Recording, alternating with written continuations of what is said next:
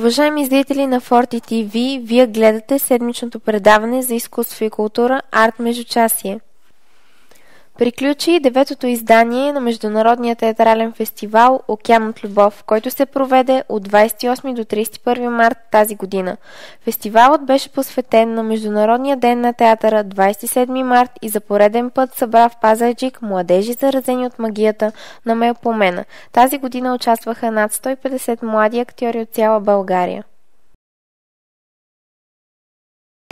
Фестивал! Фестивал! Фестивал! Фестивал! Фестивал! Фестивал!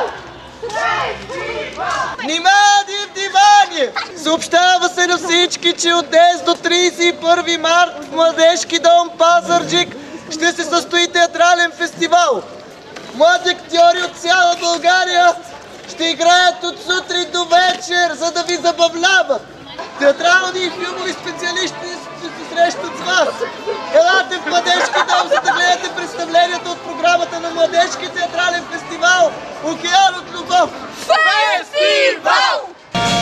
Каза, че без любовта прозоричен бил света, но да ми гори без пламък любовта дори. Нека просто да се вдигни, да оставим аз и ти. Този свят студен, бъдете до мен, бъдите за мен. Сега прибе още и път пак вие. Без любовта. И сега. Супер сте. Но да ли гори без пламък любовта дори. Уважаеми дами и господа, сега бих искал да поканя на импровизираната ни сцена директора на Младежки дом Пазарджик и на фестивала, госпожа Инна Церовска. Тази година фестивала, аз като директор на фестивала, го посвещавам на един човек, който аз съм гледала преди много години в сградата от среща. Неговите представления бяха емблема не само за Пазарджик, а за българския театър. Така че тази година този фестивал ние го посвещаваме на Крикора Зарян. Поклон пред неговия труд, поклон пред творчеството, поклон пред всичко това, което той направи за целия български театър. Така че надявам се, че и ние чрез този фестивал ще оставим нещо във вашите души. Вие ще продължите напред, а този, който Бог му е дал талант, ще стане български актьор и ще бъде гордост за това, че ние сме му подали ръка, когато е бил малък и когато все още сме му се карали и сричал по буквите на Чехов, страдал по любовта на Ромео и Жулиета на Шекспир и се е влюбвал във всичко това, което вие, преподаватели, режисьори и актьори, сте ги научили. На добър час на 9-тия фестивал. Благодаря, че сте тук. Успех на всички представления, които пазарджишката публика и вие ще видите. На добър час!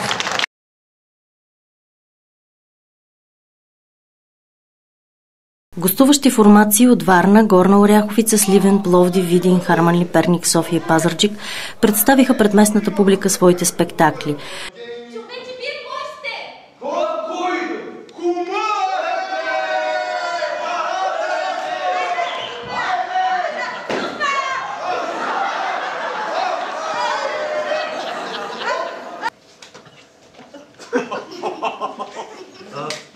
За мен е по-ценно стояко ли не на находката, многократно превъзхожда търкийската гробница в Казанов. До сега в науката Господ ще възгледат, че тези бани са безазартно унищожени за винаги от варварите. А ето тук седи само не напълни с вода римска баня. Не ще е съмнение, че разкопите, които ще продължат в банята, а може би в туалетната, ще ни донесат нови радости, нови идеи и ние ще... Не! Любим се като гимназист. Паднах на колене, дори тръпки ме побиват. Аз ви не любя. Много ме трябва да се влюбвам във вас. Утре лихви трябва да плащам, а тук вие... Няма да си пусти това. Махнете се на страна! Долу ръцете! Аз ви мразя! Заемете позиция.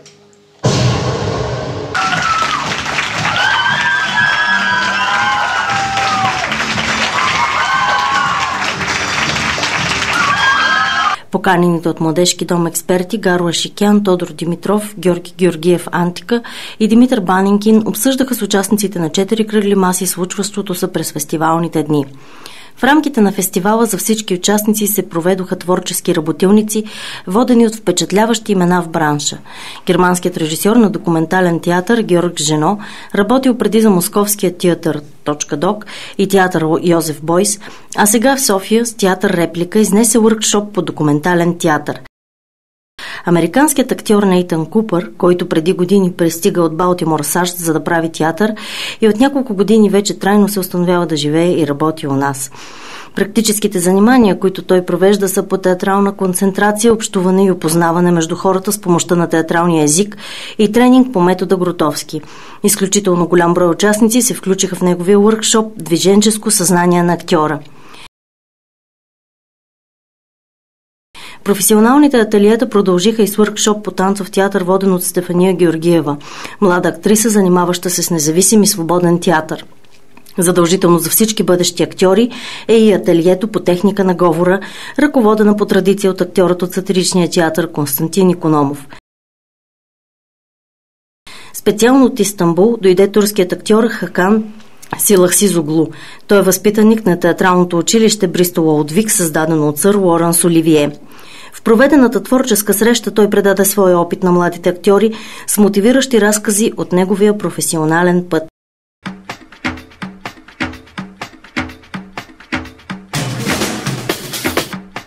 Младежки дом отбеляза 43-я си рожден ден на 7 април. Тази година младежката институция учреди 2 нови награди – почетен и златен знак. Почетният знак на Младежки дом Пазарджик ще се връчва всяка година на рождения ден, 7 април. Присъжда се на формации, форми или клуб на Младежкия дом и оценка за целогодишната работа на номинирания.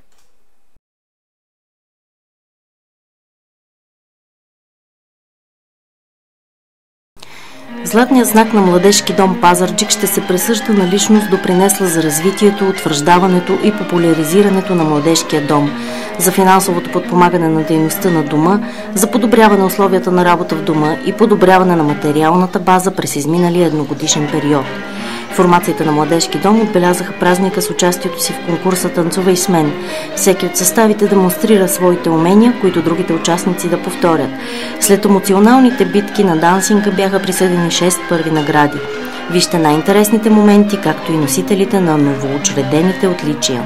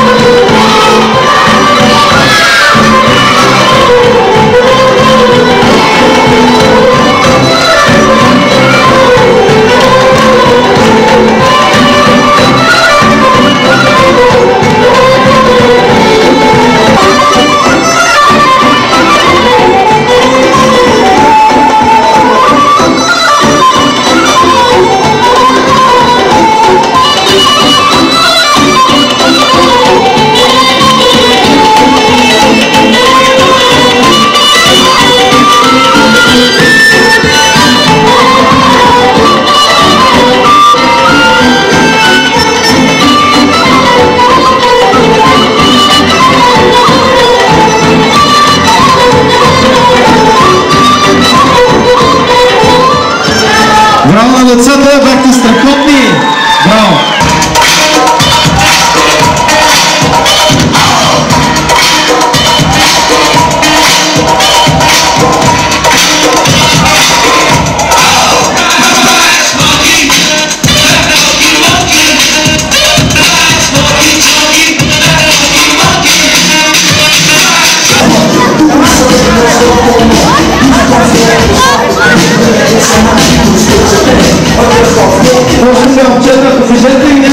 Покажете ми някакви стъпки. Те си ги правят вас. Айде сега, вие правите същи стъпки.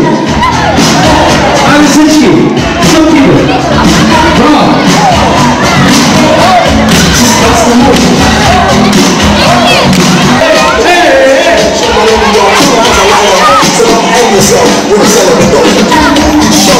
Супер сте. Сега.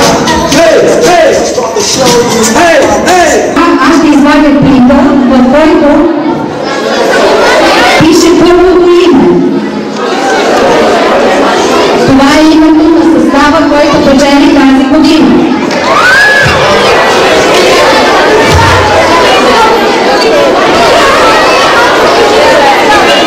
И състава е Чудесия.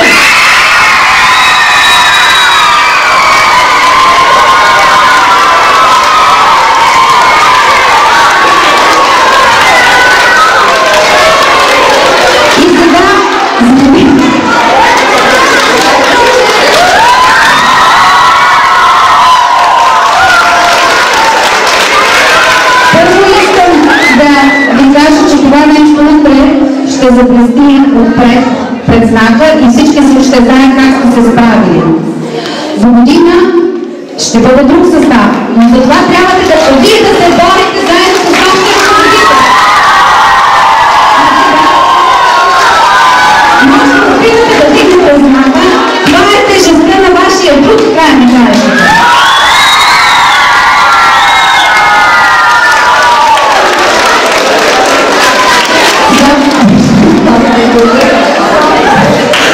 Сега ще прочета още едно нещо. Благодаря ви много. Може би децата искат да кажат нещо. Деца, ще кажете ли? Ами какво? Колко се трудиха? Много ли? Много. По цял ден? Да. Ви желая ви успех за следващата година. Но успех на всички колеги.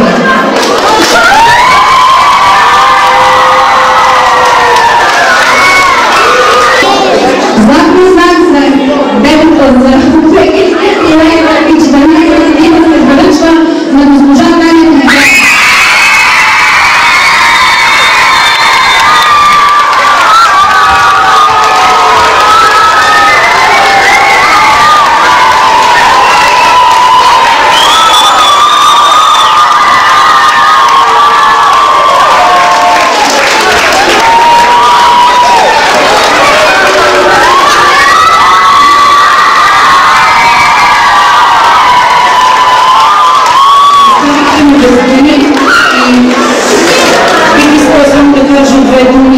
Благодаря на целия екип на Младежки дом. Считам, че най-високата оценка е оценката от екипа, от колегите, които сигурно съм ежедневно слушат и гледат нашия труд.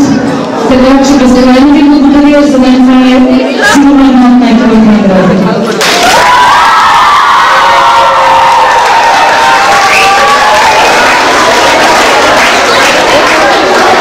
Happy birthday to you. Happy birthday. Happy birthday, dear Младежки дом. Вече си тъпо 43 години. Айде сега, тук да свеждате всички тук. Давайте. Браво! До година, дай Боже, да се съберем всички тук на 44 годишна. Приятна вечер на всички. Поздравления първо за знака и кажете ни на какво мислите, че се дължи всичко това? Благодаря. Безспорно това е изключително висока оценка за моя труд и за труда на толкова много деца. 250 деца танцуват с Чудесия. Аз първо бих искала да поздравя директорката на Младежкия дом, както и всички колеги от администрацията, защото такава инициатива до този момент не е имало. Безспорно една такава награда би могла да мотивира всички нас за все по-сериозна и по-сериозна работа. Това е изключителна награда за мен. Няма да крия, че каквито и награди да съм получавала през годините, аз респективно и Чудесия, оценката на колегите, на екипа на Младежкия дом, оценката на директора и това, че всички са гласували за мен и за състава, е най-висока. Безкрайно съм благодарна. Както показва наградата, а както и всички знаем, Чудесия има безспорни успехи навсякъде, не само в България и по света. Очаквахте ли тази награда както за Чудесия, така и за себе си? Трябва да кажа, че не, никак даже. Аз съм човек бях изключително критичен към себе си първо и след това към всички, с които работя. Ни най-малко съм очаквала, безкрайно съм благодарна. По-скоро очаквах колегите ми като Сийка Вълчева, които са много преди мен в този младежки дом да получат такава награда, но пожелавам им го от сърце. Поздравления още веднъж и ви пожелаваме още много успехи за напред, за чудесия и за вас. Дай Боже. Това е за което се моля и аз.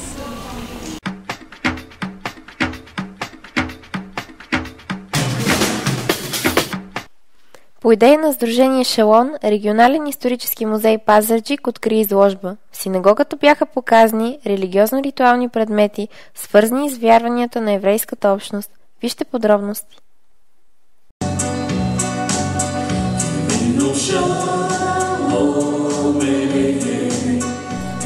От фонда на музея са предоставени за изложбата едни от най-интересните експонати.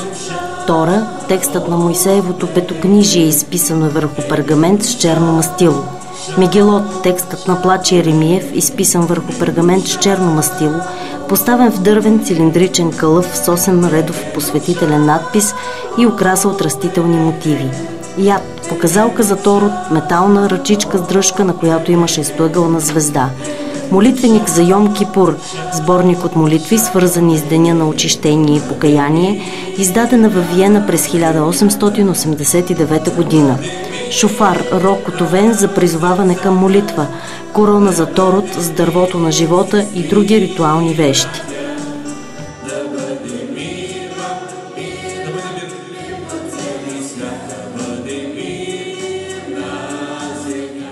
Повода е еврейския Великден, който е, казва се Песах, и поканихме историческия музей да ни гостува с всичко, което имат във връзка с еврейските обичаи и вещи, артефакти, които са съхранявани в нашите две синагоги, които през 1948 година, когато са се изселили евреите от Пазарджик, са дарени на историческия музей. И сега тези всичките ритуални вещи и най-вече и Тората се върнаха на местата, където са се били. По този начин малката синагога се върна към предназначението, освен на молитвен дом, но и на културно средище, добави Аврам Фархи. Същевременно продължава и реставрацията и реконструкцията на голямата синагога по съществуващото предназначение. Която също се проведе една служба и се върна вярата и силата на самата сграда. Вътре се освежават цветовете. Освежават се цветовете и трябва да се поставят осветителни тела. Трябва да се направят и едни пана за провеждането на изложби. Имаме също така желание да закупим роял за провеждане на концертни изяви. Намерението на Сдружение Шалом е в двете сгради да се провеждат културни мероприятия, не само свързани с еврейския живот, но въобще с културата на града. В подкрепа на това е идеята на инженер Аврам Фархи за поставянето на плакати на художници, които откриват изложби в арт-галерия Боев върху прозоречните решетки на храма.